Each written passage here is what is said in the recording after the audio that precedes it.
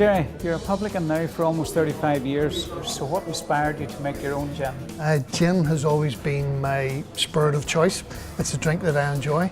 And many years ago there used to be the old Belfast gin, which I can remember enjoying, and it had gone. So I thought, well, I'm not going to get involved in craft beer. It's not something I would really have that much passion for, although I do love beer. But I thought if I was going to have a spirit of my own, it would have to be gin, and it would have to be a very craft-orientated, handcrafted gin. The name Jawbox is very interesting, Gerry. So how did you come up with that name? Jawbox it's actually very important to me, the name. I always remember back in the day when not everybody would have had the luxury of having their own kitchen.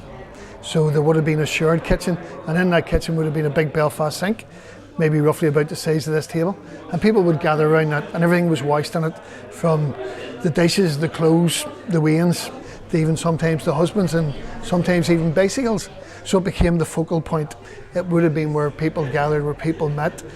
So all the stories, the conversation, the gossip, all the tales were told around the big Belfast sink, and hence it got the nickname the Jawbox. Do you want to tell us a wee bit more about your 3-year-long gin journey?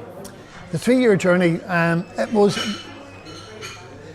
a matter of sort of comings and goings and meeting people and different sort of, I've had lots of highs and lows, but eventually met the guys in Drinksology, Stephen and Richard, who had from the very offset the same enthusiasm and the same passion for the project as I had, and then through them eventually met the guys up in Echlinville, Shane and Graham, who once again had this amazing passion for what to do. They already make an award-winning whiskey, so it was a well-established, well-run, and it was a distillery which was being run with a lot of passion and for all the right reasons. What did you learn most in that journey, Gerry? Is there anything that stood out from everything else that you really learnt out of the journey? There's simple. There's the science of the whole project. Picking the bottles, choosing bottles, bottle sizes, learning to get the right sort of, the intricacies of the smaller things that you don't really think much of, the printing of the label, and everywhere has to be sourced differently. For that, although the gin itself is all sourced on the Echlinville estate, but all the parts that go together in the packaging all come from different sources to make sure that we've got the highest quality. As the process goes on, I'm still learning. Yeah. I'm learning different things about the distilling process. I'm learning about the packaging. I'm learning about distribution. You learn about different drinking laws in different countries and what different expectations there is. So it's a continual learning experience. Continual journey. What makes Jawbox stand out?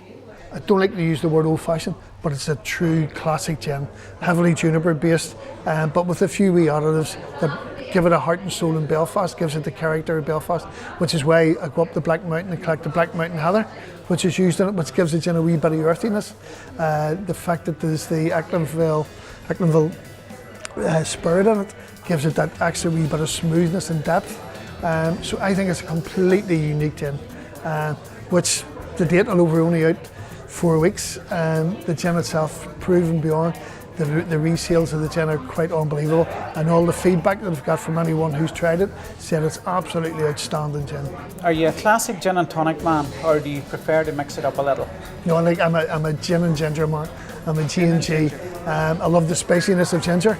There's a bit of pepperiness to the Jawbox, so the ginger marries well with the pepperiness of the Jawbox gin, and it's a beautiful drink.